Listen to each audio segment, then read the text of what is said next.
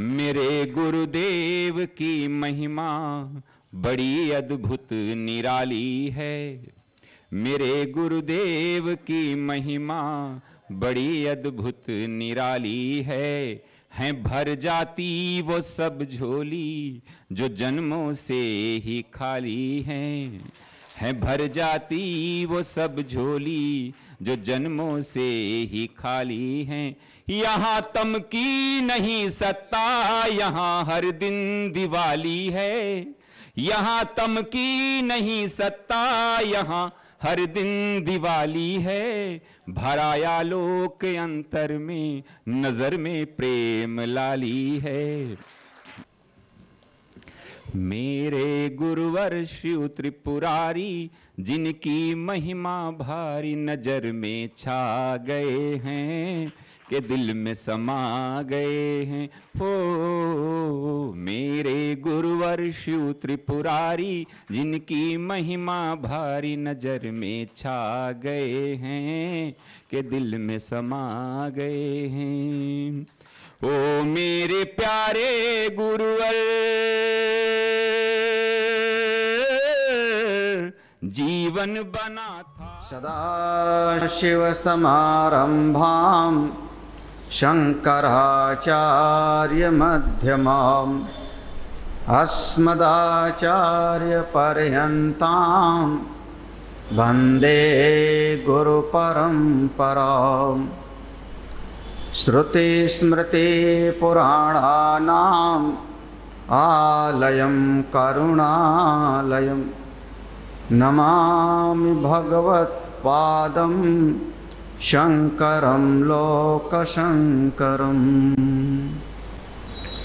श्रीपुष्पदन्त उवाच महिम्ना पारं ते परमविदुषो यद्य स्तुतिर्ब्रह्मादीनामपि तदवसन्नास्त्वयि गिरा अथवाच सर्वा स्वमतिपरिणामावधिगृह्णन् ममापेशस्तोत्रे हरनिरपवादा परिकर अतीतापन्थानं तव च महिमावाङ्मनसयो रतद्व्यावृत्यायं चकितमभिधत्ते श्रुतिरपि सकस्य स्तोतव्या कतिविधिगुणाकस्य विषय पदे त्वरवाचीने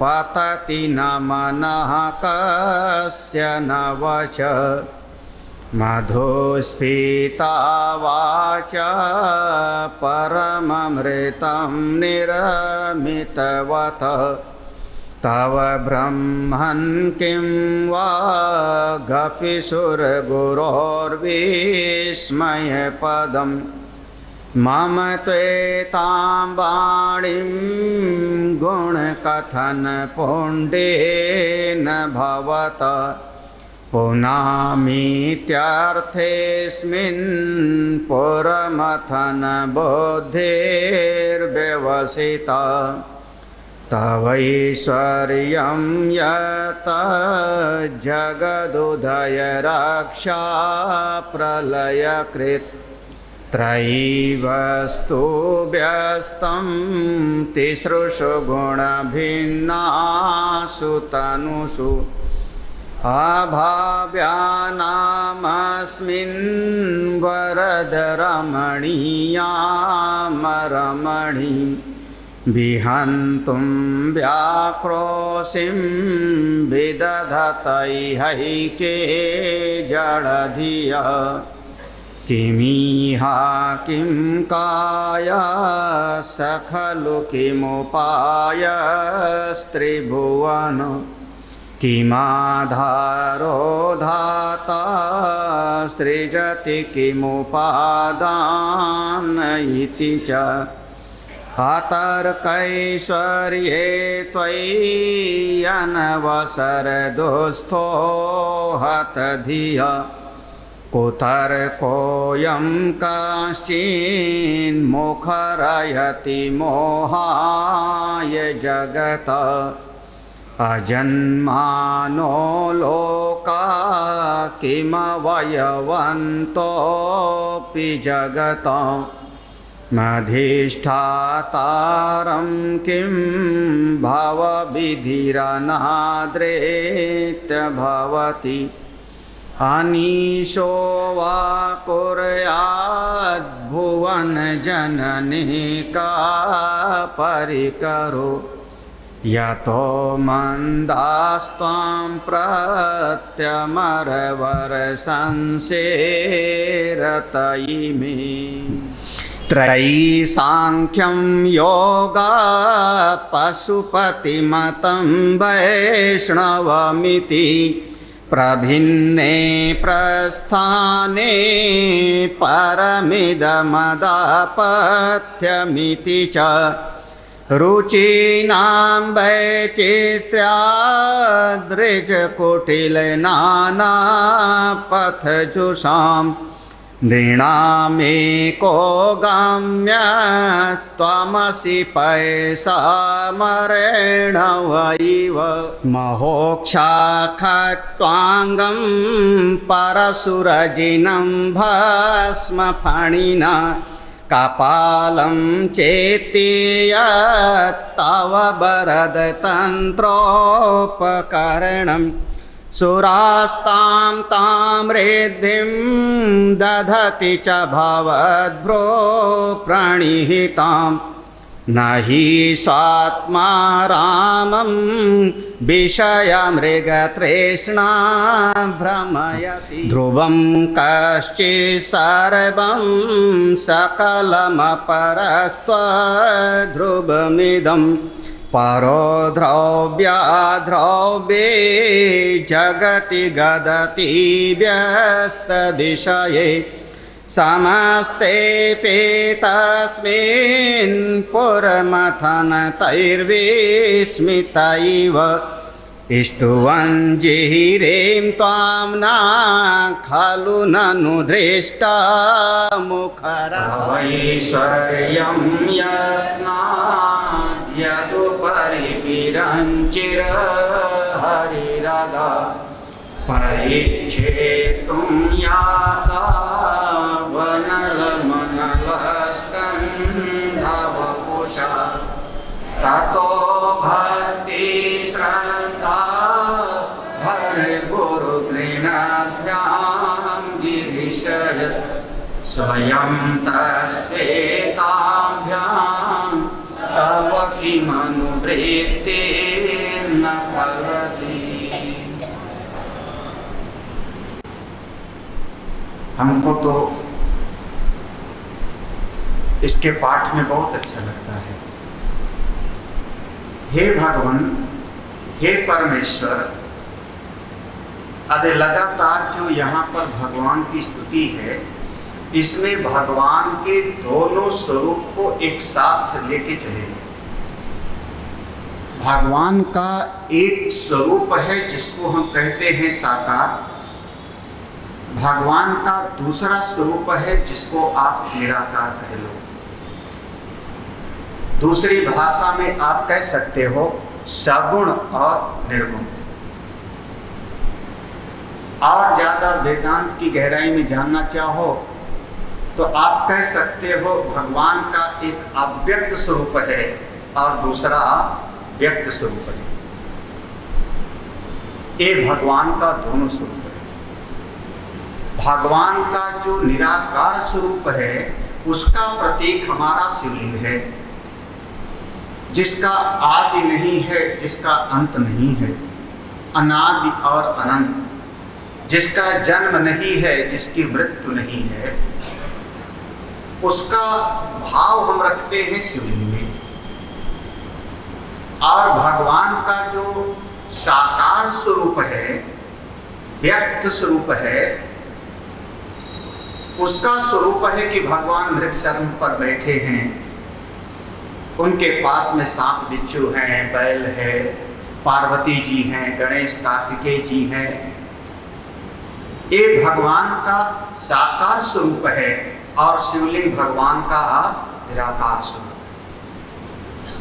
एक चीज को जब कोई पकड़ के बैठ जाता है तो भ्रमित होता है। दोनों में हमको सामंजस्य बिठाना पड़ता है। दृष्टांत में हम अपने आप को ले सकते हैं। शरीर हमारा साकार है, लेकिन आत्मा हमारी जो चेतनता है वो निराकार है। हमारे भीतर की जो चेतन शक्ति है, उस चैतन्य शक्ति को आप आंखों से नहीं देख सकते हो, हाथों से नहीं पकड़ सकते हो। कैसा है वो चेतन तत्व, तो कितने वजन का है, कैसी उसकी आकृति है, कहाँ पर वो शरीर के भीतर निवास, कुछ पता नहीं, लेकिन है। अगर वो चेतनता ना होवे तो शरीर फिर लाश कही जाएगी, मर गया। उसके कारण इसकी कदर है। बस इतना है कि अगर मैं उस जो चैतन्य तत्व है उसकी अगर मैं सेवा करना चाहूं, उसको मैं पूजा करना चाहूं, उसको मैं प्रेम करना चाहूं, कैसे करोगे? वो दिखाई तो पड़ता नहीं, पकड़ में तो आता नहीं। तो भीतर वाले को प्रसन्न करना है, उस आत्म स्वरूप को प्रसन्न करना है उस चैतन्य स्वरूप को। लेकिन हम दादाजी की सेवा करते हैं, साकार उनके पांव को दबाते हैं, उनको रोटी खिलाते हैं, उनको जल पिलाते हैं, सेवा करते हैं साकार की, और प्रसन्नता मिलती है भीतर। कोई केवल अगर निराकार में रहे तो कहेगा महाराज फिर तो आपको भूख प्यास लगती नहीं, क्योंकि आत्मा को न कभी भूख लगती है, न आत्मा को कभी प्यास लगती है। आपके गुरु जी हैं, स्वामी जी को बुला लो अपने घर पे बैठ गए स्वामी जी ने कहा भाई एक गिलास पानी पिलाओ, प्यास लगी। अरे महाराज आप तो आत्मा हो, ब्रह्म ज्ञानी हो, साक्षात ब्रह्म स्वरूप हो, कभी आत्मा को प्यास लगती है क्या? कभी आत्मा को भूख लगती? भाड़ में जावे तुम्हारा ज्ञान। अगर ऐसा बोलो तो हमको दोनों स्तर पे अपना व्यवहार संभालना पड़ता है। यही हमारी साधना की विशेषता है, महिमा है कि बोध में निराकार और व्यवहार में साकार। ज्ञान की दृष्टि से उस निराकार को पकड़ो, निर्गुण को पकड़ो, लेकिन व्यवहारिक जगत में जब आओ, दुनिया में आओ, तो वहां पर आपको इस सगुण के साथ में व्यवहार करना पड़ता है। प्रवचन आपको निर्गुण नहीं सुना रहा है और आप सुनने बैठे हो तो आत्मा आपकी नहीं सुन रही है, लेकिन आत्मा के बगैर भी आप सुन नहीं सकते। दोनों को समझना तो है। वो निर्गुण अगर भीतर जो अपना आत्मा है वो नहीं बोल रहा है, लेकिन उसके बगैर भी ये वाणी बोल नहीं सकती। दोनों का सामंजस्य बिठाना पड़ता है, दोनों को समझो। इसीलिए भगवान शंकर जी का दोनों स्वरूप है, शिवलिंग और उनका प्रकट स्वरूप। ऐसे भगवान नारायण का दोनों स्वरूप है। भगवान नारायण का जो निर्गुण स्वरूप है शालिग्राम, और सगुण स्वरूप है शंख चक्र गदा पद्म लिए हुए भगवान लक्ष्मी नारायण भगवान है, उनका वो सगुण स्वरूप है। भगवान के ये दोनों स्वरूप हैं, यथा पिंडे तथा ब्रह्मांडे। जैसे हमारे अपने भीतर है ऐसे परमात्मा के भीतर। तो जब यहाँ पर स्तुति करते हैं भगवान की शिव महिमा स्तोत्र में, तो भगवान के दोनों स्वरूप को साथ लेके चलते हैं। बोध में भगवान का वो निर्गुण स्वरूप है, पुष्पदंत भगवान की चित्त वृत्ति में जो निष्ठा है वो निराकार पे है, लेकिन व्यवहार उनका साकार। कृपा चाहिए तो साकार की, करुणा चाहिए तो साकार की। ये दोनों को आपस में उठाया। हे प्रभु, अनलम अनल स्कंध वपुषा, 10वां श्लोक दूसरी लाइन देखो। अनलम अनल स्कंद वपुषा तव ऐश्वर्यम। किसी समय पर दो देवता आपस में लड़े, कई बार पुराण में सुन चुके हो, तो हम इसको ज्यादा विस्तार में नहीं देंगे। सुना होगा, भगवान विष्णु की नाभि से कमल का पुष्प निकला, उस पर ब्रह्मा जी प्रकट हुए। ब्रह्मा जी ने विचार किया कि मैं कहाँ से पैदा हुआ हूँ, तो ब्रह्मा जी उस कमल की डंठल को पकड़ के नीचे जाते हैं, उनको भगवान मिल गए। जब भगवान शयन करते हुए मिले तो ब्रह्मा जी ने कहा, देखो उठो उठो, मुझको प्रणाम करो, मैं तुम्हारा पिता हूँ, तुम्हारा पिता मैं हूँ, क्योंकि तुमको मैंने खोजा है। तुम तो गायब थे समुद्र में, गुप्त रूप से थे, अव्यक्त थे, मैंने खोजा तुमको ना, इसलिए तुम्हारा पिता मैं हूं, प्रणाम करो। भगवान नारायण का पागल मत बनो, मैं यहाँ लेटा हूं, मेरी नाभि से कमल का फूल निकला, उसकी पंखुड़ियां खिली, उसके ऊपर तुम पैदा हुए हो, तो तुम्हारा पिता मैं हूं ना, तुम कार्य हो और मैं कारण हूं, मुझको प्रणाम करो। ब्रह्मा जी कहते हैं कार्य कारण की बात अपनी तरफ रहने दो, ये मैं नहीं कहता हूं, मैं तो ये कहता हूं कि आज जैसे लौकिक जगत में लोग समझते हैं, जो खोजे जो जाने, जब जानते हैं तभी सृष्टि होती, यथा दृष्टि तथा आपके ज्ञान के संकाल ही सृष्टि होती है ना। जैसे सपना आपके मन के चित्तवृत्ति के समकाल होता है, जब आप देखने लगते हो तो सृष्टि होती है। तो मैंने आपको जाना ना, तो मेरे चित्त के समकाल आप हो। नहीं समझे, कोई बात नहीं, हाँ सरल भाषा में कहता हूं। पृथ्वी में कोई भी चीज को खींच लेने की शक्ति है, किसका सिद्धांत है? किसका सिद्धांत है? पृथ्वी, हम ऊपर कोई चीज फेंके तो पृथ्वी उसको अपनी तरफ, किसका सिद्धांत है? हाँ, न्यूटन का। किसका सिद्धांत है? न्यूटन का है कि नहीं? न्यूटन का है कि नहीं है? 50 साल से तो यही स्कूल में पढ़ रहे हो। हाँ, न्यूटन का है, मतलब न्यूटन के बाप के समय में नहीं गिरता था ऊपर से। हाँ, न्यूटन के दादा के समय में ऊपर से नीचे नहीं गिरता था। क्यों जी? उनके दादा के जमाने में ऊपर से नहीं गिरता था। तो ये सिद्धांत पृथ्वी का है, न्यूटन का नहीं है। लेकिन न्यूटन ने उसको खोज के हमको बताया, और जब न्यूटन ने हमको खोज के बताया कि पृथ्वी में एक ऐसी सामर्थ्य है जो ऊपर की चीज को नीचे खींचती है, अन्यथा आपके शरीर का भी कोई वजन नहीं है। अगर पृथ्वी के घेरे के बाहर चले जाओ तो आपका बिल्कुल भारलेस हो जाओगे, आपका कोई वजन नहीं होगा शरीर का। तो केवल पृथ्वी के भीतर आकर्षित करने की तो शक्ति है कहीं और की, लेकिन हमने आज तक नाम ले लिया कि न्यूटन का सिद्धांत। क्यों? क्योंकि न्यूटन ने खोज के बताया। ब्रह्मा जी इसी मत वाले हैं। ब्रह्मा जी कह रहे हैं तुम तो गायब थे, तुमको खोज के मैंने बताया ना, तो तुम्हारा पिता मैं हूं, मुझको प्रणाम करो। अब भगवान कहते हैं तुम हो कार्य, मैं हूं तुम्हारा कारण, मैं मूल में हूं, मुझको तुम प्रणाम करो। तो महाराज बोले मारूंगा, मारूंगा तुमको। भगवान ने कहा तो क्या मैं छोड़ दूंगा? मैं गांधी जी वाला मतलब थोड़े मानता हूं कि एक गांव पे मारे तो दूसरा भी आगे कर दो ना, बिल्कुल। तुम मारोगे तो मैं भी मारूंगा। हाँ भाई, प्रेम से आओगे तो मैं प्रेम से आपके सामने झुकने के लिए तैयार हूं। आप एक कप चाय पिलाओगे, मैं बिस्किट के साथ चाय पिलाऊंगा।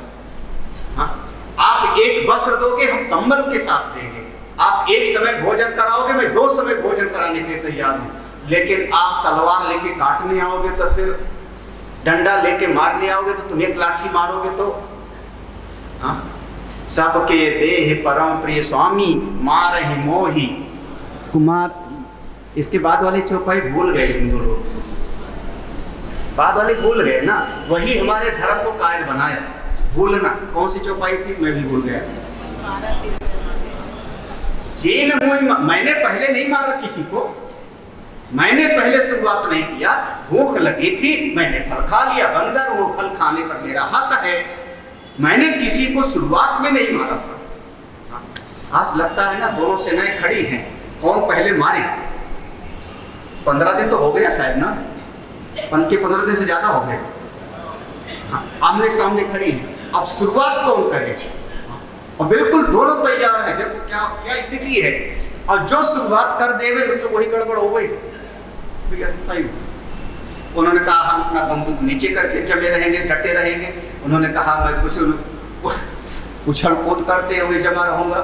तो महाराज जो भी हुए चल रहा है, आप लोग समझ गए ना।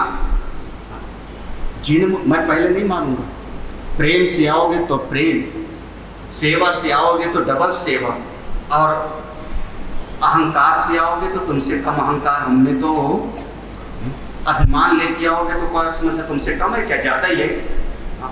जिन मोई मारा तिन मोई मारे, ते पर बांधे। ओ चौपाई याद रखना, जैसे को तैसा। संस्कृत भाषा में क्या है? सठे साठ्यम। बोल जाते हो आप लोग। ब्रह्मा जी ने कहा मारूंगा, उन्होंने कहा मैं छोड़ूंगा, मैं भी मारूंगा। ओ महाराज उन्होंने उठाया, उन्होंने भी उठाया। इसका मतलब जब लड़ने लगे तो सोना तो उनका हो गया होगा खत्म। अब इसके बाद वो कमल का फूल टीका कैसे, आप लोग सोचना, होमवर्क। क्योंकि कमल के फूल पे तो ब्रह्मा जी थे। अब कमल का फूल का क्या हुआ मैं नहीं जानता, लेकिन ब्रह्मा विष्णु दोनों लड़ने लगे। और जो लड़ते लड़ते लड़ते लड़ते हजारों साल बीत गए, कोई निर्णय नहीं हो पाया। तो अनल स्कंध वपुषाहा, एक बीच में ज्योति स्वरूप प्रकाश स्वरूप एक स्तंभ प्रकट हो गया। प्रभु वो जो बीच में प्रकाशमय स्तंभ प्रकट हुआ, तव ऐश्वर्यम, वही आपका ऐश्वर्य है। दोनों लाइन को जोड़ के देखोगे तो समझ में आएगा। नीचे है या तव अनलम अनल स्कंध, ये जो बिल्कुल प्रकाशमय ज्योतिर्मय अग्नि के स्वरूप प्रकाशमय स्तंभ प्रकट हुआ, वो आपका ऐश्वर्य है। जब प्रकाशमय स्तंभ प्रकट हुआ, ब्रह्मा जी ने कहा कोयम, ये क्या है? भगवान विष्णु ने कहा ना हम जानामी, बिल्कुल मुझको पता नहीं है, मैं नहीं जानता। भगवान विष्णु ने कहा मुझको भी नहीं पता। तो बोले जब इतना ही नहीं पता तो बिना मतलब के हम दोनों लड़ रहे हैं, ऐसा करो चलो पता करते हैं, और जो पता कर लेगा वही बड़ा होगा, बाप होगा हमारा। पूछे कैसे? ब्रह्मा जी ने कहा मैं हंस का रूप धर करके ऊपर जाता हूं, कहां तक गया है पता करके आता हूं। यद ऊपरी विरंची, विरंची माने ब्रह्मा, यद ऊपरी, ब्रह्मा जी हंस का रूप धारण करके ऊपर जाने लगे। ऊपर जाते गए जाते गए जाते गए जाते गए, और महाराज हरि ही आधार, हरि माने भगवान विष्णु, किधर गए? नीचे। वो बारह का रूप बनाए, और बारह का रूप बना करके हरि भगवान विष्णु नीचे की तरफ। हम नीचे कहां से? ये इसको कहते हैं आदि और अंत खोजना है, प्रारंभ और सब। यही सारे सिद्धांत हैं। भगवान ने कहा कार्तिकेय गणेश, जो पृथ्वी का आदि अंत परिक्रमा करके आ जाओ, जो जान लेगा उसे का विवाह करे। जो जान लेगा वो कभी गृहस्थ में भी दुखी नहीं होगा। ये जो जान लेगा चाहे जहां जाएगा हमेशा सुखी रहेगा, और बिना जाने जाओगे तो दुखी रहोगे। आदि अंत नीचे जाते गए जाते गए जाते गए, लेकिन कुछ उन्होंने पता नहीं पाया। ना नीचे का पता लगा ना ऊपर का पता लगा, दोनों को पता नहीं लगा। जब दोनों को पता नहीं लगा तो नीचे से भगवान विष्णु तो वापस आ गए। ब्रह्मा जी ने सोचा झूठ बोल दूं, कौन देखने वाला है, अभी तो दुनिया में कोई है ही नहीं। और ब्रह्मा जी ने आके झूठ बोल दिया, पहुंच गया था मैं ऊपर। भगवान विष्णु ने कहा जिसका प्रारंभ नहीं होता उसका अंत भी पता नहीं होगा। ये दोनों अगर प्रारंभ नहीं है तो अंत भी नहीं हो सकता। हमने प्रारंभ आज नहीं पकड़ा तो अंत कैसे होगा? जमी नहीं तुम्हारी बात। बोले नहीं, ऊपर एक केतकी का फूल चढ़ाया हुआ था। केतकी का फूल बोल, केतकी के फूल ने कहा सही सही पहुंच गए थे। वो बात ब्रह्मा जी ने पहले लालच दे दिया था, जब मैं सृष्टि बनाऊंगा बहुत सुंदर बना दूंगा तुझको। लालच में आ गया। केतकी के फूल ने कहा हाँ पहुंच गए। उस प्रकाश में स्तंभ से आवाज आती, असत्यम असत्यम, झूठ है झूठ है, ब्रह्मा तुमने जिस मुंह से झूठ बोला वो ठीक नहीं है, जाओ आज के बाद तुम्हारी कहीं पर पूजा नहीं होगी, केतकी का फूल तुमको कभी पूजा में उपयोग नहीं किया जाएगा। जब ऐसा कह दिया, उस प्रकाश में स्तंभ से आवाज आती, तब दोनों हक्का बक्का हो गए। भगवान विष्णु, अब ब्रह्मा जी का तो सिर नीचा, अब ब्रह्मा जी के भीतर अब श्रद्धा उमड़ती है। ततो भक्ति श्रद्धा, तीसरी लाइन, ततो भक्ति श्रद्धा। अब दोनों भगवान विष्णु और भगवान ब्रह्मा दोनों के हृदय में श्रद्धा भक्ति का अपार आवेश होता है और दोनों भगवान की स्तुति करते हैं। उस समय पर, हे प्रभु हमसे गलती हो गई, हमने आपके आदि अंत को जानना चाहा, हमने आपके सामने, जब आप बिल्कुल सामने प्रकट हो, भले आपको देखा नहीं जा रहा, आप अव्यक्त रूप से हो, निराकार रूप से हो, केवल प्रकाशमय हो, लेकिन हमने झूठ बोला, मुझसे गलती हुई, क्षमा करें। ये जो ब्रह्मा और विष्णु भगवान की स्तुति किए, भगवान इतने दयालु, इतने कृपाल कि भगवान ने दोनों को ताभ्याम तो दोनों ब्रह्मा विष्णु को दोनों को क्षमा कर दिया और दोनों को कहा, जाओ ब्रह्मा तुम सृष्टि को बनाओ और विष्णु तुम सृष्टि का पालन करो। दोनों को जगत बंद बना दिया, जगत पूज्य बना दिया। ये भगवान शिव की महिमा है। कौन सी महिमा? पहली गलती तो ये कि आपस में लड़े, द्वेष किया ना, अभिमान आया कि मैं बड़ा, पहली गलती अभिमान आया, लड़ाई किया। फिर परमात्मा के आदि अंत को खोजने के लिए गए, ये भी अभिमान का एक लक्षण है।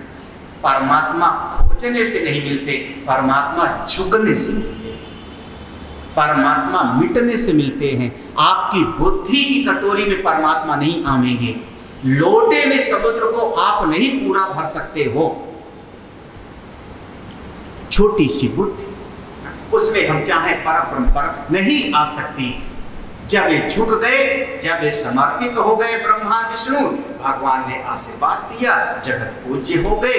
ऐसे भगवान भोले बाबा की करुणा है कि पुरानी सारी गलतियों को एक क्षण में भुला करके और जीव पर करुणा बरसा देते हैं।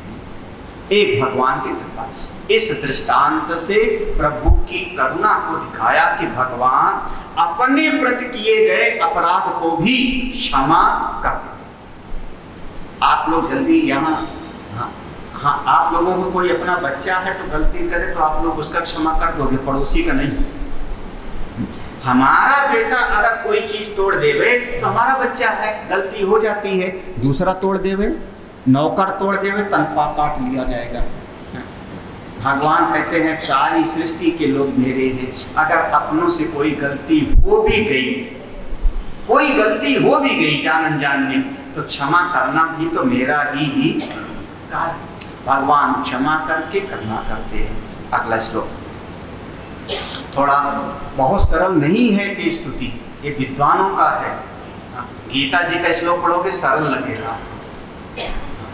लेकिन ये थोड़ा सा इसमें साहित्य की महिमा है, साहित्य का सौंदर्य है, विचार की गंभीरता है, ज्ञान का पूरा इसमें पूरा का पूरा ज्ञान भरा पड़ा है।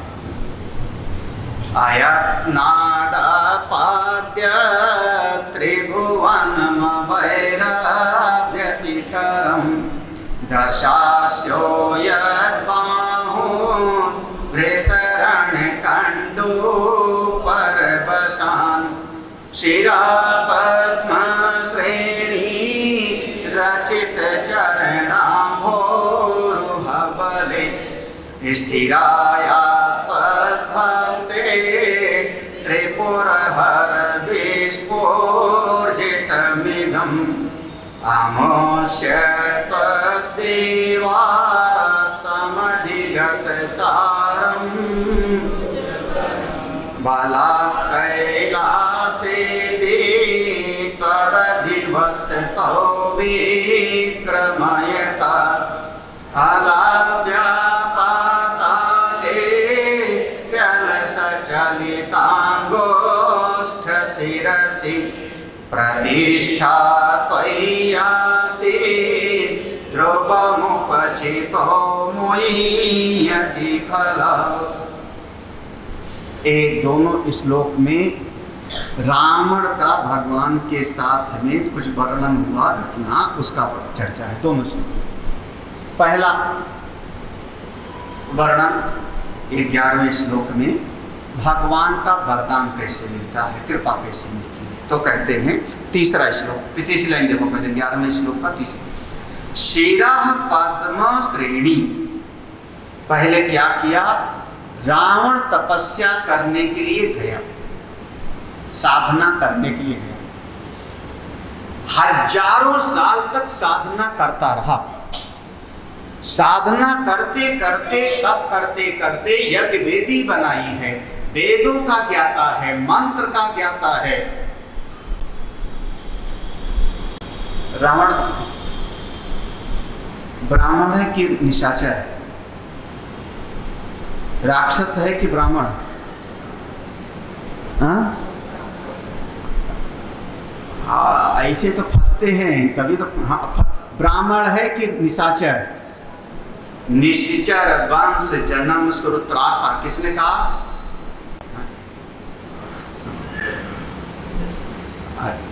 रावण ब्राह्मण है कि राक्षस? बस मेरा एक प्रश्न है, सीधा सीधा, टेढ़ा मेढ़ा नहीं। हाँ देखो, ब्रह्मा जी पैदा हुए पहले, ब्रह्मा जी से जब सृष्टि बननी हुई तो ब्रह्मा जी से 10 पुत्र हुए। ब्रह्मा जी की भ्रुकुटी से, ब्रह्मा जी के मन से मारीच, ब्रह्मा जी के हृदय से पुलस्त्य, पुलहा, उनके एक पुलहा, एक अंगिरा, ऐसे ऐसे पांव के अंगूठे से दक्ष प्रजापति, ब्रह्मा जी के दाएं भाग से मनु, बाएं, ये सब आप पढ़ोगे तो 10 पुत्र पैदा हुए ब्रह्मा जी से, जिनमें से ब्रह्मा से एक हुए जिनका नाम था पुलस्त्य। 10 में से एक नाम पुलस्त्य, ठीक है। पुलस्त्य के एक पुत्र हुए जिनका नाम था विश्रवा। पुलस्त्य के पुत्र का नाम विश्रवा। विश्रवा की 3 पत्नी थी। बड़ी पत्नी से एक बहुत महान पुरुष पैदा हुए जो देवताओं के खजांची बन गए। नाम समझ गए ना? ये और बताऊं, देवताओं के खजांची। भैया मुझको सरल भाषा अच्छा लगता है, सरल भाषा में समझ में आ जाता है ना। अब हम कोषाध्यक्ष कहें, ट्रेजरार कहें, सीधा खजांची बन गए। कुबेर ये बड़े बेटे थे। विश्रवा मुनि की दूसरी पत्नी से एक पुत्र पैदा हुए जो भगवान के भक्त हो गए। नाम तो बताने की जरूरत नहीं है ना, विभीषण। विश्रवा मुनि की तीसरी पत्नी जो कैकसी के नाम से है, वो दैत्य कुल से आई है, राक्षस कुल से है कैकसी। और उसके 3 बच्चे पैदा होते हैं, जिनमें 2 पुत्र एक कन्या। और तीनों महाराज जगत विख्यात होते हैं, चर्चा करनी जरूरत नहीं है। हाँ, रावण, कुंभकर्ण और देवी का नाम था, जानते हो सब लोग। तो अब ये हमने देखो पीढ़ी बताई, ब्रह्मा से हुए पुलस्त्य, पुलस्त्य से हुए विश्रवा, और विश्रवा के पुत्र हुए जिनका नाम था राम। कौन है? जन्म से ब्राह्मण और कर्म से, ये बातें देखो लगाया। वैसे हमारे यहाँ धर्मशास्त्र में जब कभी विचार करेंगे तो वहाँ ऐसा बताया, एक होते हैं ब्राह्मण ब्राह्मण, दूसरे होते हैं ब्राह्मण क्षत्रिय, तीसरे होते हैं ब्राह्मण वैश्य, चौथे होते हैं ब्राह्मण शूद्र, 5वें होते हैं ब्राह्मण अंत्यज। ये 5 प्रकार के ब्राह्मण का विभाग किया। फिर ऐसे इसी को क्षत्रिय में ले आओ, फिर क्षत्रिय में विभाग किया तो क्षत्रिय ब्राह्मण, क्षत्रिय क्षत्रिय, क्षत्रिय वैश्य, क्षत्रिय शूद्र, क्षत्रिय अंत्यज, 5 विभाग उसमें किया। फिर वैश्य में इसे 5 विभाग करेंगे। वैश्य 1, वैश्य ब्राह्मण 2, वैश्य क्षत्रिय 3, वैश्य शूद्र 4, वैश्य अंत्यज 5। फिर ऐसे शूद्र में 5 विभाग के। बड़ा सूक्ष्म विवेचन है महाराज, जरा सा आप मत कहना महाराज अंत्यज तो हमने सुना ही नहीं था, ये कौन सी बाला है। मैंने जानबूझ के नाम लिया, सब नहीं बताऊंगा। कुछ जानने के लिए आश्रम में तो आओ। तो एक विभाग किया गया है धर्मशास्त्र में। तो सीधा सीधा मोटा मोटा अर्थ है कि जन्म से ब्राह्मण, कर्म से ये बात तुम्हारी जब गई मैंने मान लिया। एक ने कही दूसरे ने मानी, दोनों ब्रह्म।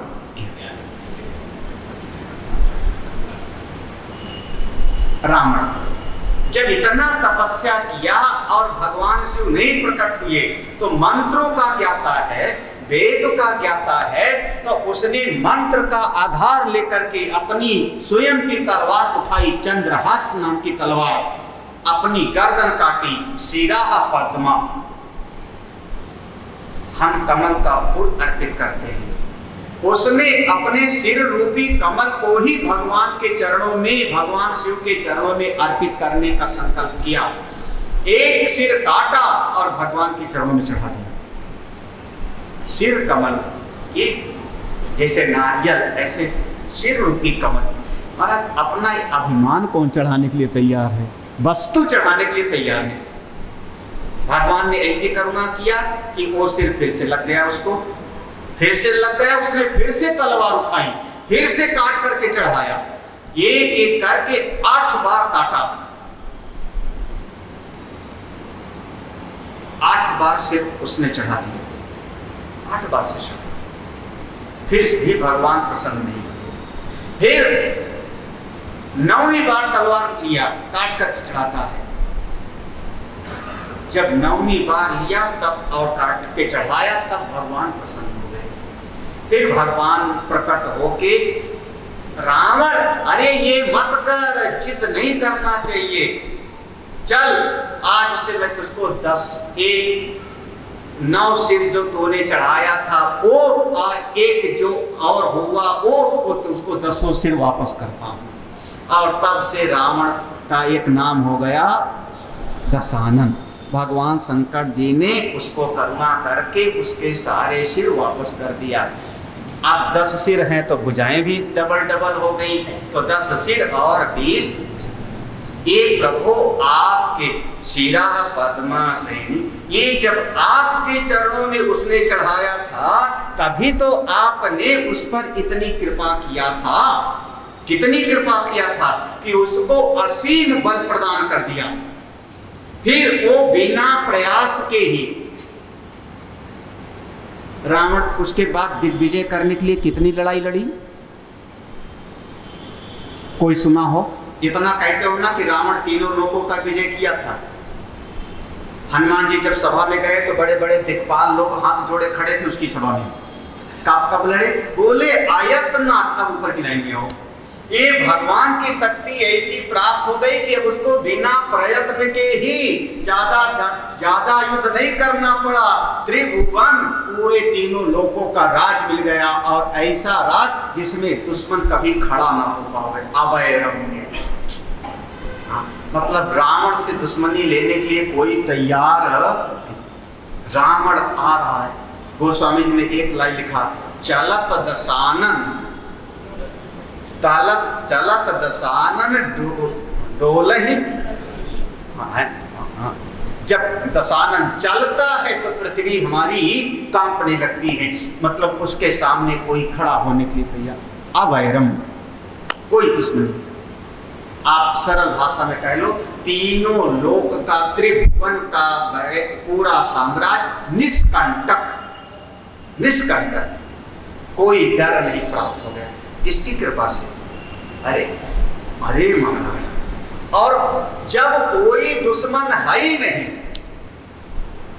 कोई दुश्मन नहीं है महाराज, तब भी बड़ी मुसीबत हो जाती है आदमी को। अगर आपके बारे में कोई चर्चा न करे तो कैसा लगेगा आपको?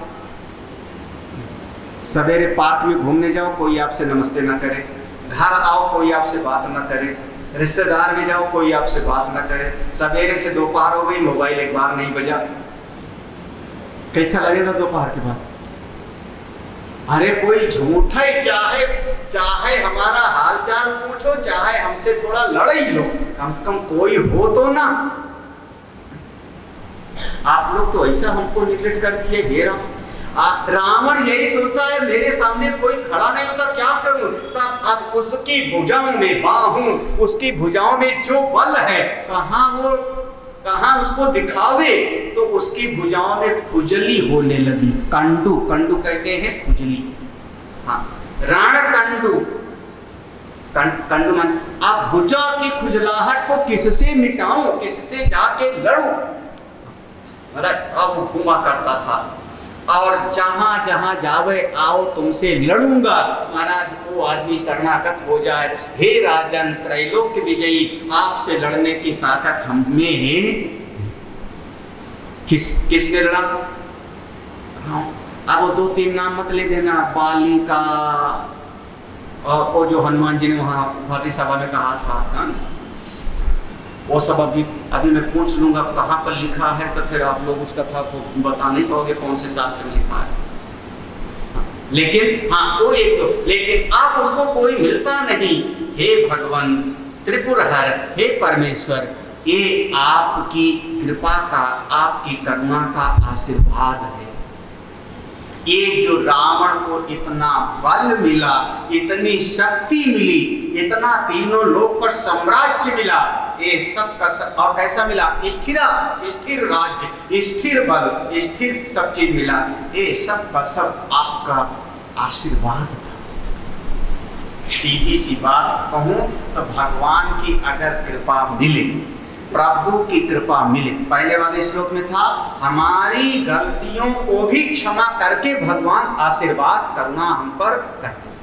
इस श्लोक में है कि भगवान की कृपा मिले तो आपका त्रैलोक्य का राज्य भी, बल भी, सब कुछ प्राप्त हो सकता है इसी जगत में रहते हुए, जिसको हम कहते हैं धन जन यश सब हो सकता।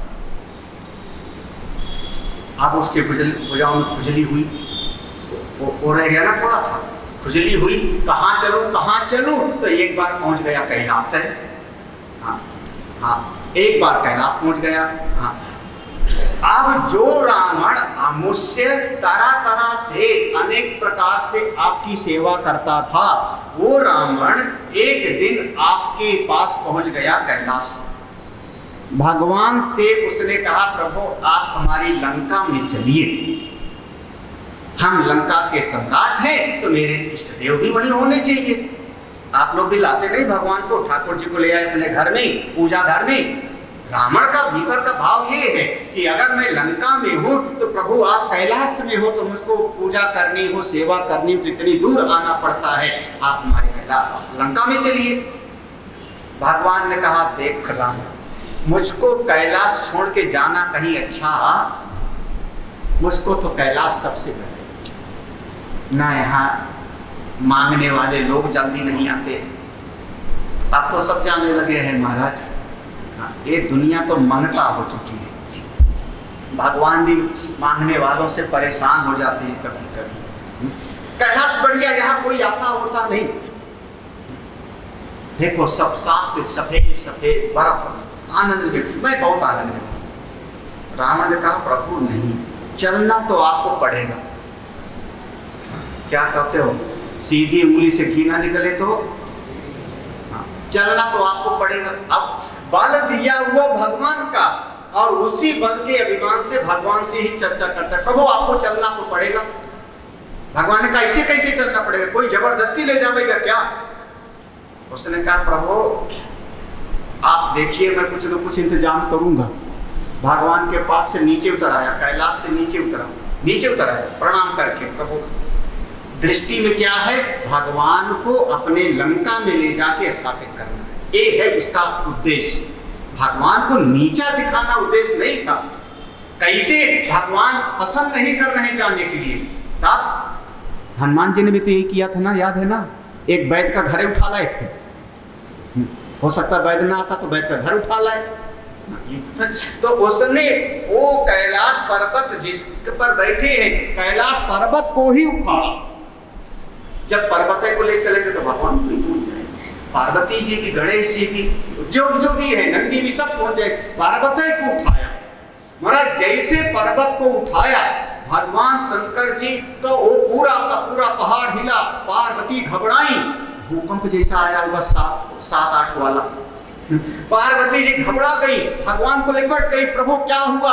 भगवान ने कहा वाह वाह, आज मैं प्रसन्न हो गया, ये ऐसा आलिंगन तो तुम कभी करती नहीं हो, धन्य है मेरा ये भगत, धन्य है मेरा ये भोले बाबा कब पसंद हो जाए क्या भरोसा। पार्वती का आप खुश हो रहे हो, यहां मुझको डर लग रहा है, ये क्या हो रहा है? पहाड़ को अपना सब गिर रहा है। भगवान ने कहा कुछ नहीं, अपना चेला आया है, अपना चेला आया है, थोड़ा वो भी अपना बल दिखा। तो अब भगवान ने फिर बलात् कैलाश को भी जबरदस्ती उसने उठा लिया। भगवान ने कहा अच्छा भाई देखो, तुम श्रद्धा से आए थे, प्रेम से आए थे, तो मैंने तुमसे बात किया, तुमको लगा मेरी कृपा से, तुमको लगा कि हमारी भुजाओं में बड़ा बल है, कैलाश को उठा लिया। अभी बताता हूं, भगवान बाएं पांव का अंगूठा से ऐसे दबाया पहाड़ पर, जैसे दबाया अलभ्या पाताले अपि, है ना, पूरा पाताल तक स्थिर हो गया जो कुछ था। अंगुष्ठ शिरसी, जैसे भगवान ने अपने बाएं पांव के अंगूठे से दबा दिया पहाड़ को, महाराज वो पहाड़ कैलाश यूं गिरा, उसके नीचे जैसे हाथ पे उठाया था, हाथ उसका दब गया, हाथ दब गया, बिल्कुल स्थिर हो गया। अरे महाराज अब क्या करें? इसके बाद अब रावण तो घबराया, क्योंकि अब लाख कोशिश करता है, हाथ उसका वहां से। वैसे आप लोगों को एक सूत्र बता दूं, अगर परमात्मा तक पहुंचना है तो मुक्ति चाहिए, चाहिए मुक्ति? किसी को चाहिए? नहीं चाहिए, किसी को नहीं चाहिए तो फिर हम नहीं बताते। हाँ चाहिए किसी को? बस 3 आदमी को, तो कब अलग से आना बता देंगे। बहुत आसान उपाय है, बहुत आसान उपाय, बस बचपन से सावधान रहते तो बड़ा अच्छा रहता। मैंने इस खंभे को पकड़ा है ना, खंभे को पकड़ा, अब खंभे को छोड़ के मैंने अपना हाथ अलग कर दिया, इतने तो है ना, इतने तो है ना। अगर हमको ये पता होता कि खंभे में करंट है और छूते ही हमारे हाथ को जाम कर लेगा, हाथ हम निकाल नहीं पाएंगे, तो क्या मैं हाथ खंभे को पकड़ता? तो उस जगह पर हाथ मत चिपकाओ जहां से आप हाथ खींच न सको। समझना, आप समझदार के लिए इशारा काफी है। उससे नाता मत जोड़ो जिससे आप अपने आप को विड्रॉ न कर सको,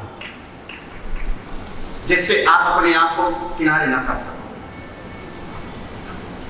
जी वही है, दाब बजा के घुसते हो, एक दिन एक बिल है जिसमें घुसने का रास्ता है, बाहर निकलने का रास्ता है नहीं, उसी का नाम चक्रव्यूह है। वहाँ अनेक महारथी हैं। कौन सा? कर्तव्य बोध, पिता के प्रति कर्तव्य है, माँ के प्रति कर्तव्य है, पत्नी के प्रति कर्तव्य है, भाई के प्रति कर्तव्य है, बेटे के प्रति कर्तव्य है, अब पोते को स्कूल छोड़ के आना कर्तव्य है। ये कर्तव्य बोध ही बड़े बड़े रथी हैं जिनसे आप पार नहीं पाओगे। जहाँ से आप हाथ खींच ना सको वहाँ हाथ आप क्यों पकड़ाते हैं? नहीं समझ आई बात? आप थोड़ी पहेली में भी रहने दो। सब समझ में आ जाए।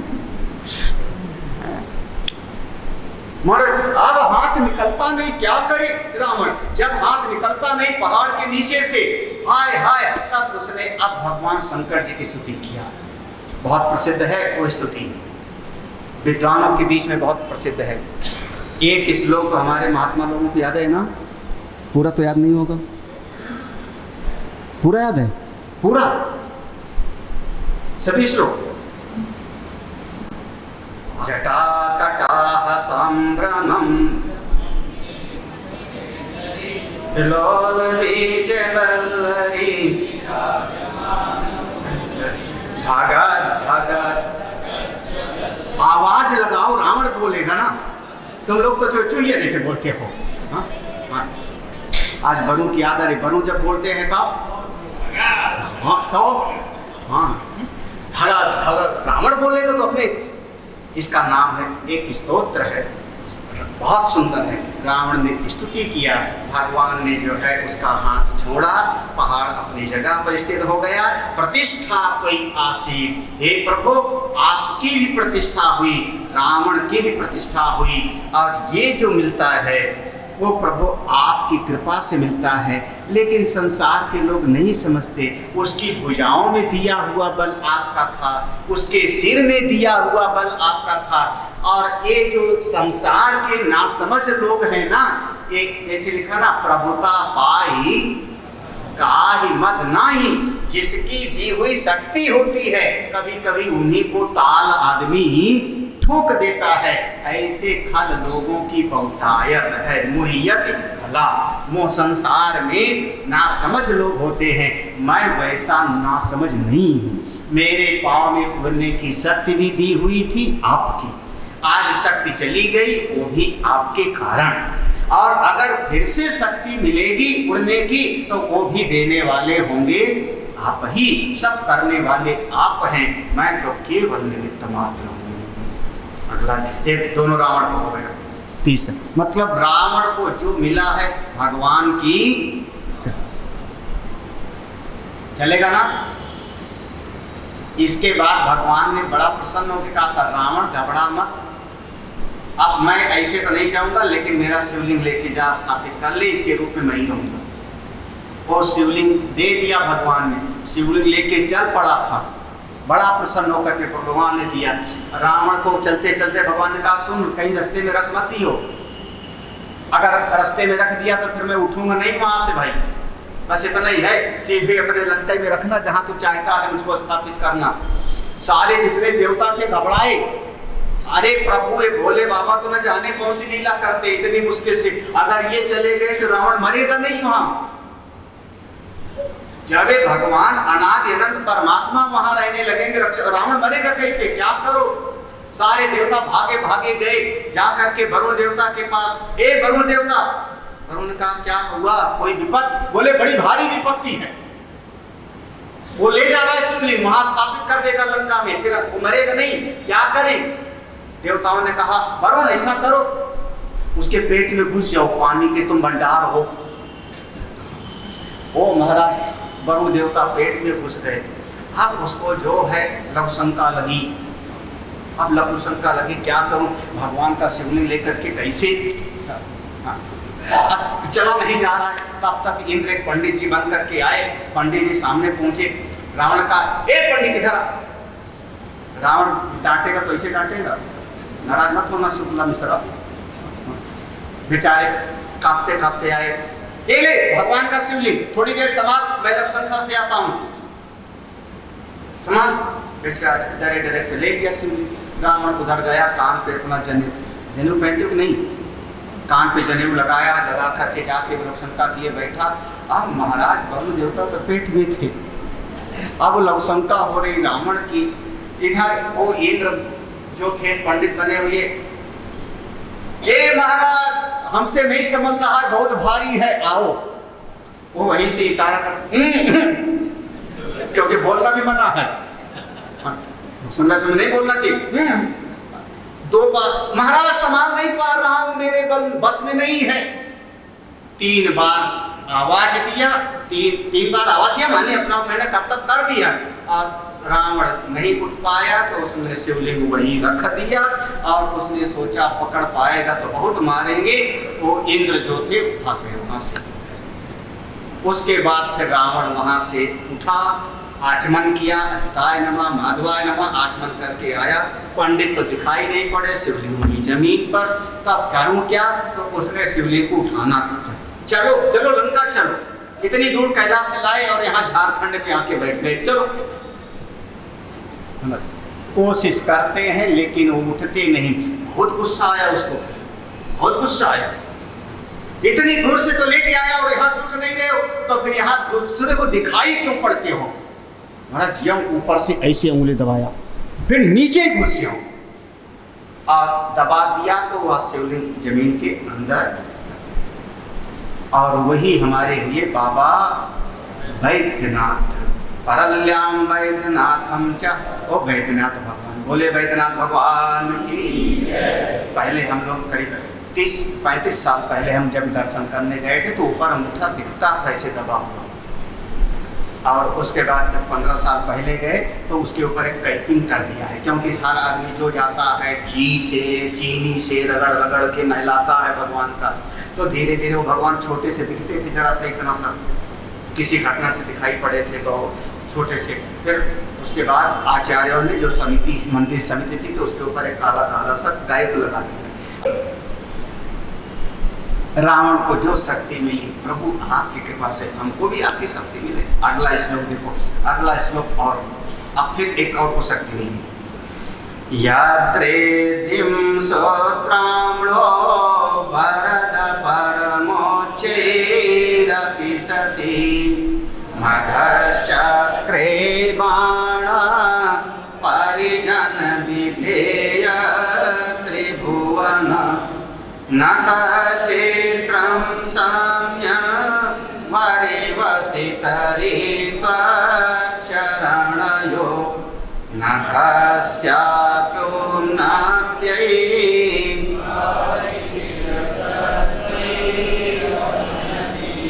अकाण्ड ब्रह्माण्ड क्षयचकित देवासुर कृपा विधेयस्यासीर्य त्रिनयन विशंसं धृतवता सकल्माशाकण्ठे तव न कुरुते नाश्रियमहो विकारोऽपि श्लाघ्यो भुवन भयभङ्ग व्यसनिना। या रिद्धि, जो संपत्ति प्राप्ति हुई और जिस संपत्ति से दो लोगों की तुलना की गई, एक को भगवान शिव जी की कृपा से संपत्ति मिली और दूसरे को यज्ञ करने से संपत्ति मिली। कौन? एक सुरराज इंद्र, जो 100 यज्ञ करने वाला इंद्र का पद पाता है, तो 100 यज्ञ करने के बाद उसको पद मिला इंद्र का, जो संपत्ति, जो वैभव इंद्र को मिला। 100 यज्ञ आसान नहीं है करना, बहुत मुश्किल है। दूसरी संपत्ति मिलती है दैत्यों के एक राजा हुए जिनका नाम था बाणासुर। अधश्चक्रे बाणा, बाणासुर को संपत्ति मिली। बाणासुर का नाम सुना? कौन था? हिरण्याकश्यप थे ना, एक कोई हिरण्याक्ष और हिरण्याकश्यप दो भाई थे। हिरण्याक्ष को भगवान ने मारा 12 बन के, हिरण्याकश्यप को मारा था नरसिंह बन के। सुनी नहीं भागवत में कथा? हिरण्याकश्यप का एक बेटा था, क्या नाम था? भगवान का कुछ भक्ति उक्ति करा था, भूल मत जाना। प्रहलाद था कि नहीं? हिरण्याकश्यप के पुत्र थे प्रहलाद। कौन से कुल में पैदा हुए थे? कौन से कुल में? दैत्य कुल में। हिरण्याकश्यप के वंश में ना, दिति के पुत्र है ना हिरण्याकश्यप, दैत्य वंश है ना। उनके गुरु भी दैत्यों के आचार्य शुक्राचार्य जी संड अमर हैं, लेकिन है कौन? भगवान के परम। प्रहलाद के एक पुत्र हुए जो बहुत दानी थे, जिनका नाम था विरोचन। विरोचन के एक पुत्र हुए जिनके पास भगवान मांगने के लिए गए और 3 पग जमीन मांगी भगवान ने। वो विरोचन के पुत्र थे, नाम तो याद है होगा, सबको नहीं याद है? राजा बलि, भूल मत जाया करो, पीढ़ी में बता रहा हूं। हिरण्याकश्यप उनका बेटा प्रहलाद, उनके बेटे विरोचन, विरोचन के बेटे हुए राजा बलि, और बलि के पुत्र का नाम था बाणासुर। भगवान शिव का परम भक्त था। ये थोड़ा चिढ़ गया था। चिढ़ इसलिए गया था कि बताओ, भगवान नारायण की इतनी भक्ति करी, 100 यज्ञ किया हमारे कुल में, और वही नारायण आके बामन बन के आए, छोटा बन के आए, और छोटा बन के मांगा कि 3 पग जमीन चाहिए। तो छोटा बन के मांगा था तो छोटे बन के नापते ना आप। नियम तो यही है ना कि जैसे बन के मांगा था वैसे बन के नापो। आप ये कहाँ का तरीका अपनाया कि छोटा बन के मांगा कि 3 पग जमीन चाहिए और नापने का नंबर हुआ तो चलेगा ऐसा? दो तरह का किलो होना चाहिए दुकान वाले के यहाँ पे। खरीदने वाला किलो अलग, बेचने वाला किलो अलग, चलेगा? हाँ? नाप फुट अलग अलग होना चाहिए कि एक ही जैसा होना चाहिए? ये कहाँ का तरीका है? बहुत नाराज हुआ तो उसने कहा आज के बाद ये हमारे इष्ट देव नहीं होंगे। यही है महाराज। हाँ, जब कभी कभी भगत लोग नाराज होते हैं भगवान से तो कहते हैं तुम्हारा रास्ता अलग और हमारा रास्ता अलग। हाँ, गुरु जी से भी नाराज हो जाते हैं, भगवान से भी नाराज। तो आप कौन इष्ट देव बनाया उसने? भगवान शिव जी को। ये बढ़िया भगवान है, भोले बाबा हैं। तो बाणासुर के इष्ट देव हैं कौन? जिनकी कृपा से बाणासुर की एक दिव्य राजधानी, एक कन्या है उसकी, बाणासुर की कुशा नाम की। जब दोनों की संपत्ति की तुलना होती है, इंद्र की और बाणासुर की, तो इंद्र की संपत्ति वैभव छोटा पड़ जाता है। बाणासुर का जो वैभव है, जो उसका प्रतिष्ठा है, जो उसका सम्मान है, उसके सामने इंद्र की प्रतिष्ठा गौड़ हो जाती है। ये है इस श्लोक का मतलब। यद्रिद्धिं सुत्रान्हो वरद परम उच्चै अपि सति। हाँ, अब जब दोनों का तुलना होती, अरे कभी कभी मान लो इंद्र बैठे हैं सिंहासन पे और बाणासुर आ गया तो बेचारे इंद्र भी खड़े हो जाते हैं उसके स्वागत में, क्योंकि इंद्र बेचारा हमेशा डरा डरा रहता है, डरा डरा रहता है ना, पता नहीं कौन हमारी गति को छीन लेवे। और इंद्र बेचारा कैसे, कई कई देवताओं के, और बाणासुर के पास अकेले बल है इतना। तो प्रभु वो जो बाणासुर के पास में इतना धन है, इतना वैभव है, उसके पास में जो इतनी बल है, वो सब आप ही की कृपा से तो है ना। ना तत्चित्रम सम्यक, उसके जैसा और कोई है नहीं और कोई हो नहीं सकता। हे प्रभु, वो सब आपकी कृपा से। क्यों? क्योंकि उसने अपने सिर को शीर्षा त्वयि अवनति, उसने अपने सिर को आपके चरणों में झुका रखा है। अरे एक के चरणों में सर झुकाओ, 50 आपको नमस्ते करेंगे जी। आजकल की भाषा में नहीं समझते हो। एक कोई बड़े आदमी के साथ बना लो दोस्ती, देखना फिर पूरा मोहल्ला सलाम ठोकेगा। यही होता है कि नहीं? किसी बड़े आदमी से आप दोस्ती कर लो, नहीं तो काहे के लिए कोई अपनी बड़े बड़े से बनाओ, भगवान से उसे बनाओ। हाँ, अरे प्रभु इतना ही नहीं, आप अपनी कोई भक्ति करे तो उसको संपत्ति, ऐश्वर्य, बल सब दे देते हो। इतना ही नहीं, भक्तों का कष्ट भी हर लेते। एक जमाने में देवता दैत्य मिलकर समुद्र मंथन करने लगे, मंदराचल को बीच में रखा, बासुकीनाथ की मंथन। अभी कथाएं इतनी बढ़िया बढ़िया है कि हमको 2-2 घंटा मिले तो सुनाते रहो, सबको सब आ जाता है। मंथन करते करते अचानक समुद्र में से एक हलाहल नाम का विष निकला और जैसे हलाहल नाम का विष निकला, अकांड ब्रह्मांड, अखिलांड ब्रह्मांड, जितना ब्रह्मांड है सबका सब जलने लगा। क्षय चकित, लगा कि सारा ब्रह्मांड क्षय हो जाएगा। चकित कौन? देवता और असुर सब चकित हो गए। अब समुद्र मथने में किसी का मन नहीं रहा, क्योंकि ये जहर निकला, लगता है सारी सृष्टि नष्ट। तब देवता दैत्य सब मिलकर के भगवान से प्रार्थना किए, प्रभु आप कृपा करो, आप कृपा करो। भगवान आए, और कौन भगवान? 3 नयन वाले परमात्मा भगवान वहां पधारे, और भगवान ने उस जहर को अंजुलि में लिया, और अंजुलि में लेकर के दिए, संघृत होता, संहार कर लिया, पी लिया पूरा का पूरा। जब पी लिया, कहाँ रखूं? पेट में रखना ठीक नहीं है, क्योंकि पेट में रखेंगे तो अपने लिए नुकसान होगा। मुंह में रखना ठीक नहीं, क्योंकि मुंह में तो भगवत नाम होता है, प्रणव होता है। राम कथा में हम आएंगे तो कहेंगे राम नाम है मुंह में, लेकिन मूल रूप से भगवान मुख में किसको रखते हैं? प्रणव। प्रकर्षेण नीयते स्तूयते इति प्रणवः, प्राणाव, प्रकर्षेण नीयते स्तूयते इति प्रणव रखते हैं, ओंकार का जाप करते हैं। अब रामायण को थोड़ा सा आप उसके अलग से भी देखें। रामायण में पढ़ोगे तो भगवान शिव, हाँ, भगवान राम का नाम जपते रहते हैं, सती जी ने इसे कहा था। लेकिन तत्वतः भगवान राम तो त्रेता में प्रकट हुए हैं ना।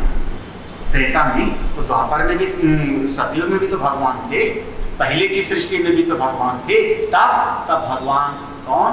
प्रणव, जो सब में समाया हुआ है, सबका आधार है, उसको रखते हैं बीच में। तो वो भगवान कहते हैं नहीं, मुंह में रखना ठीक नहीं, इसको पेट में रखना ठीक नहीं। तब भगवान गले में धारण कर लेते, सकलमास है। हे प्रभु, जो गले में धारण कर लिया, आपका नाम पड़ गया, बोले नीलकंठ महादेव की। नीलकंठ नाम पड़ा, उससे आपकी शोभा और बढ़ गई। श्री मोह, उससे तो आपकी महिमा और बढ़ गई।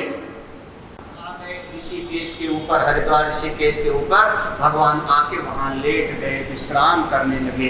तो भगवान का वहां स्थान पर नाम है नील। गए हो सब लोग, दर्शन किए हो? नीलकंठ महादेव गए हो कि नहीं ऋषिकेश से ऊपर? नीलकंठ महादेव जो आप जाओगे तो पार्वती जी का स्थान वहां नहीं है, दूर है थोड़ा सा। भगवान वहां शयन कर रहे हैं, जहर पी के आए हैं। नील पार्वती जी का स्थान, मंदिर थोड़ा दूर है, अलग से जाकर के दर्शन करना पड़ेगा। नीलकंठ यानी जब कैसे समुद्र मंथन हो रहा था ना, ऐसे अपने भीतर मंथन करोगे। जब अपने भीतर मंथन करोगे तो एक जहर निकलेगा। जहर माने अपमान। भक्ति के मार्ग पे चलो, पूजा करने बैठो, साधना के मार्ग चलो, सत्संग के मार्ग पे चलोगे, कोई ना कोई आपका परिवार वाला, रिश्तेदार, सगा संबंधी, अड़ोसी पड़ोसी, कोई ना कोई आपका अपमान करेगा। हो गया तुम्हारा भी स्क्रू ढीला। अभी तुम्हारी उम्र क्या है, अभी से जाने लगे सत्संग में, कोई ना कोई अपमान करेगा। वो जो संसार के लोग अपमान करते हैं, उसी को समझो जहर है। क्योंकि मंथन के लिए चले थे ना, तत्व को जानने के लिए चले थे, तो सबसे पहले तो अपमान पीना पड़ता है। हम लोगों को कहा गया, गए गुजरे से लोग कहते थे चारों वेद में नहीं लिखा कि ऐसा इस उम्र में संन्यास लो। चारों वेद 6 शास्त्र 18 पुराण। मूर्ख लोग, जानते तक नहीं 6 शास्त्र कौन से हैं। एक संसार के लोग अपमान कर। हम जो पहली बार हमारा जो है बाल बनाया गया सिद्धवाड़ी में, अब लड़कियां बच जाती थी, हम लोगों को चोटी रख दी गई बड़ी बड़ी। योल कैंप गए, योल में कहीं पर एक भोजन था, बस में हम जब 7-8 विद्यार्थी लोग चढ़े तो वहाँ पर एक ने मेरी चोटी खींची, वहाँ जो सीट पे बैठा था इसे पकड़ के। महाराज चुटिया बहुत बढ़िया है। अब नए नए हम थे, बड़ा खराब लगा उस समय में। बाद में तो आदत पड़ गई, लेकिन उस समय जब नए नए जाओ तो अब आप ऐसे मुंडन करा के जाओ तो कोई कहेगा महाराज तबला बजाने के लिए बढ़िया है, क्या ठीक है। सब ये जो संसार के लोग निंदा करते हैं, अपमान करते हैं, इस साधना के मार्ग में, भक्ति के मार्ग में चलने पर आप चले थे मंथन के लिए, आप चले थे किसके? अमृत प्राप्ति के लिए ना। मंथन किया गया था अमृत की प्राप्ति के लिए, सा विद्या या विमुक्त है, अमृतत्व की प्राप्ति के लिए चले थे, लेकिन लोग बेइज्जती करते। यही जहर है, आप पीछे पेट में मत ले जाना। पेट में ले जाना माने दुश्मनी हो जाए। 10 साल पहले उसने काम किया।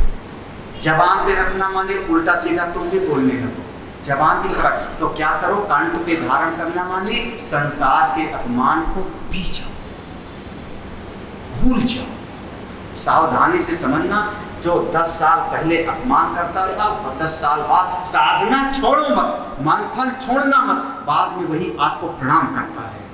ये मेरे अनुभव है, ये मैं अपने अनुभव से कह सकता हूँ। जो आप इस भक्ति का मार्ग छूटेगा नहीं, साधना का मार्ग छूटेगा नहीं, मंथन छूटेगा नहीं, लेकिन एक दिन जो आपका व्यंग बोलता था, कुछ दिन के बाद में आपको वही सम्मान की दृष्टि से पूजनीय समझता है, लगेगा। ये है भगवान का नीलकंठ महादेव। नीलकंठ माने जाओ अगला। हाँ, ए महाराज, हे भगवान, विकारो अपिश्लाघ्यो, ये जो आपने गले में जहर को धारण कर लिया, ये तो आपकी महिमा है, ये तो आपकी शोभा है। ऐसे ही बहुत बढ़िया, नीचे की लाइन तो बहुत बढ़िया है। भुवन भय भंग व्यसनिना, ये संसार में भी जितने महापुरुष लोग होते हैं, संसार में जो तत्ववेत्ता महापुरुष हैं, जो ब्रह्मज्ञानी महापुरुष लोग हैं, इस भुवन में भुवन के भय को हरने वाले, उनके भीतर अगर एक व्यसन भी दिखाई पड़ता है तो वो शोभित होता है उसमें। गोस्वामी जी ने इस बात को लिखा है, इस बात को लिखा है। जब पार्वती जी ने कहा कि इनको ऐसा पति मिलेगा, तो लिखा समर्थ को नहीं दोष गोसाई, रवि पावक सुर सर की। एक गोस्वामी जी लिखते हैं ऐसे महापुरुषों में। अच्छा महाराज, एक महापुरुष काशी के बहुत विद्वान, खंडन खंडखात द्वैत सिद्धि ब्रह्म सूत्र ऐसे पढ़ाते थे जैसे आप लोग कहानी पढ़ते। लेकिन आदत थी, एक ऐसा होता है कुछ खाने का, हाँ, आपको खा ले फिर पढ़ाते थे। अब उनके खाने से कोई ब्रह्म ज्ञान में फर्क थोड़े पड़ जाता है। उनकी ब्रह्म विद्या में आप कह लो महाराज तंबाकू खाते हैं, तंबाकू खाने से क्या फर्क पड़ता है? वो मेरे लिए परम आदर है। अरे तंबाकू क्या फर्क पड़ता? एक महात्मा जी है, ओ महाराज क्या करें, उनको रसगुल्ला बहुत प्रिय है। रसगुल्ला बन रसोई में बन, यहाँ प्रवचन चल रहा हो, सुना रहे, 10 लोग बैठे हैं, 20 लोग, बातें हो रही, सुगंध आने लगी, उठ करके चले गए। क्या बना रही हो? रसगुल्ला। वो अंदर से कहती है, हाँ ठाकुर ये क्या कर रहे हो, जाके बैठो, लोग क्या समझेंगे। कौन? रामकृष्ण परमहंस, शारदा माँ। ऐसे महापुरुष साक्षात रामकृष्ण परमहंस उठ के चले जाते थे। रसगुल्ला कितने प्रिय, रसगुल्ला बना रहे। तो शारदा माँ कहती थी, लोग क्या कहेंगे भगत लोग। ये खाने की इच्छा है, जब ये भी ना रहे ना, ये भी इच्छा ना रहे हमारे भीतर खाने की, तो समझ लेना मैं ज्यादा दिन नहीं टिकूंगा। ऐसे महापुरुषों में एकाध कोई दिखाई पड़ता है तो उसे कोई दोष नहीं होता, उनकी महिमा है। अच्छा, कभी ऐसे महात्मा के बारे में सुना है जो डंडा मार के इलाज करते हैं, गाली देते, सुना है कि नहीं? जिस भगत को डंडा मार दे में माने उसका बेड़ा। ऐसे ऐसे भगत लोग डंडा खाने के लिए उनके यहाँ घंटे घंटे भर लाइन लगाते हैं। उनका डंडा मारना क्या है? मिर्जापुर में एक महात्मा थे, क्या हुआ? बोले महाराज, अच्छा हाथ आशीर्वाद कैसे देना चाहिए, हाथ से कि लात से? हाथ से कि लात से? क्या हुआ? हाथ से कि लात से? हाथ से। तो जो महात्मा लात से आशीर्वाद देने वो बहुत महान पुरुष थे, इसलिए मैं बहुत महान पुरुष थे हमारे लिए परम आदरणीय। देवरहा बाबा का नाम सुना ना? सुना कि नहीं? इंदिरा गांधी गई तो उनके भी यहाँ पे पांव रख के आशीर्वाद दिया था। नीचे खड़ी हो गई, ऊपर से आए, पांव लटका दिए, पांव से ऐसे आशीर्वाद देते थे। अब कह दो कि फिर नहीं, हमारे लिए तो परम से। मेरी अपनी निष्ठा है कि अगर महापुरुषों में इतनी सी कोई बात दिखाई पड़ जाए तो तुम कहोगे ओ ये कैसे कि बाबा गुस्सा करते हैं। अरे उनका गुस्सा करना ही उनकी शोभा है, उनका डंडा मारना उनकी शोभा है, उनका पांव से आशीर्वाद देना भी उनकी शोभा है। भगवान जहर पी तो उनकी शोभा। अगला श्लोक पढ़ते हो जी, थोड़ा जल्दी से करो नहीं तो बहुत। एक श्लोक असिद्धार्था नैव क्वचिदपि सदेव सुरनरे निवर्तन्ते नित्यं जगति जैनो यस्य विशिखा सपश्यन्निशतां नितरसुरसाधारणमभूत् स्मरा स्मर्तव्यात्मा न हि वशिषुपत्या परिभव। अब एक एक श्लोक ऐसे हैं कि बस इसमें साहित्य का, ज्ञान का, भगवत स्वरूप कैसा वर्णन है।